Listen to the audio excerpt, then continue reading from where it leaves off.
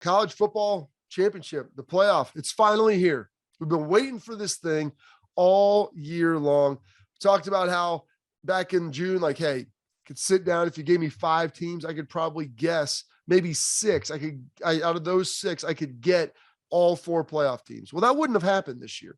Cincinnati gets in, Michigan gets in. Now, probably would have had Ohio State on that list, maybe Oklahoma. But then you also had Bama, you had Georgia, potentially Clemson. Well, Ohio State, OU didn't make it. Clemson didn't make it. Bama and Georgia did, and they are here. They are in the college football playoff championship game. Going to be taking place in Indianapolis, which I know for a lot of people from the South, they loathe it. It's going to be cold. It's going to be this. Folks, the game is inside. And when you go to Indianapolis, there's a lot of great places to eat. A lot of stuff is inside. A lot of it's connected. It's a great city to host events because the downtown is set up really well. The stadium's right down there. You know, it's very similar to a New Orleans. It just maybe doesn't have quite the history, the culture, and the warm weather to go with it. And I know that that's a big piece, but nobody is playing outside.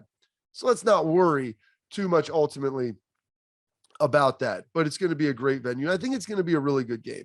So Bama is a 3-point dog in this. So Nick Saban is loving the rat poison that's been given to his team one more time. You saw what they did with that yummy rat poison that he referred to in the SEC championship game. Can they do it again? And it's always interesting when you play teams twice in a year, and especially you play them twice in a pretty close proximity and time frame. In the NFL, you do it all the time, your divisional games.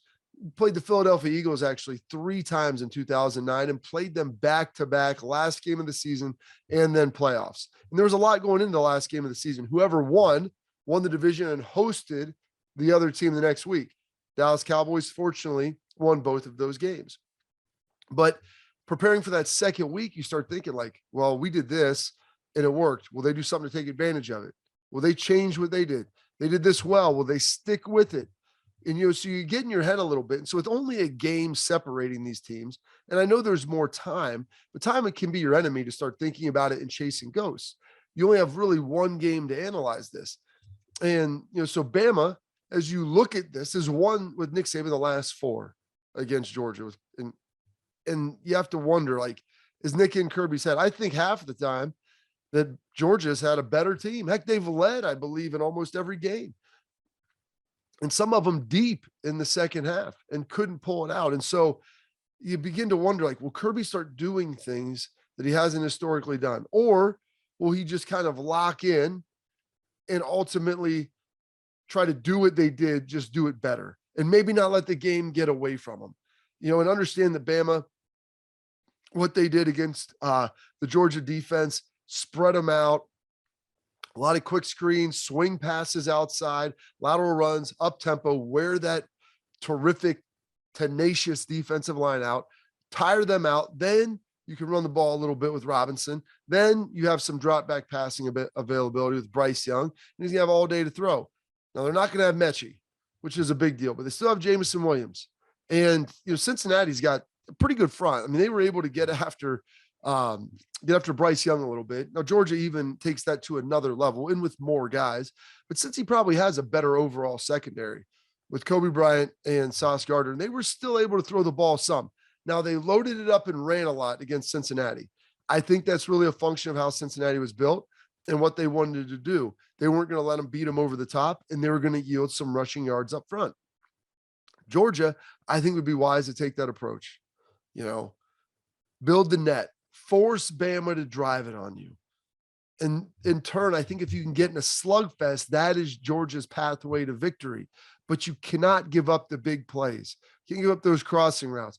Let your D-line work, but make sure you're playing coverage that will not give up those home runs. And we'll give you 2, 3, 5 yards. Force them to complete them consistently. Now, Bryce Young is really good. And he's shown out well in big moments. SEC championship game, played well against Cincy. But remember this, coming out, it's second half, it's 21-6. He throws an interception over the middle to the Cincinnati Bearcats, and they've got the ball at the 50, with the chance to go down and potentially make it a 1-score game. So it's not like he's been invincible, and he made some mistakes in that game. But Nick Saban 7 national championships. I'm not foolish enough to bet against that. The guy's been absolutely tremendous. He's been really good, and he always has his teams prepared. I think Georgia's more talented. I think Bama's the better coach team. And you saw that out there with their game plan and what they ultimately do. Now, Stetson Bennett played much better against the Michigan Wolverines. He looked competent. He looked composed throwing the football much better than he did against Bama. But remember this, he also was playing with the lead in a fairly sizable one and also not getting very much pressure. The Georgia front did a terrific job of blocking up Jabo and Hutchinson. And so that gave Stetson Bennett the time that he needed to be able to push the ball down the field and have success. The Georgia running game was pretty good as well. They were able to rip off some runs and kind of bludgeon Michigan, but that was just really a bad matchup for Michigan. They were like Georgia light. And so that's why you sit here and you see Georgia -3, Bama a 3-point dog. They already beat this team. I said they don't have Mechie, but if I'm going to sit here and put some of my soft earned dollars on this game and sit here and look at everything, I think it'll be a lot closer than last time. I think it's going to go deep into the second half. And I hope for everybody's sake, the entertainment value is going to be great because I want to see a good game. I want to see a really good game, but I got to take Bama. I got to take them to win straight up. And maybe Kirby Smart proves me wrong. And Dogs Nation, I'll be the first to sit here and take a knee. I think Georgia is a more talented team. They've got to keep it close. And Stetson Bennett's got to play the game of his life. And they have to do a much better job because I think Bama will spread it out. They'll hammer Robinson again, a little bit like they did to Cincy, but they'll wear out that defensive front first, just like they did the first time. I'm curious to see Kirby's answer to what they did because it's not like you can really change who you are at this point in the season.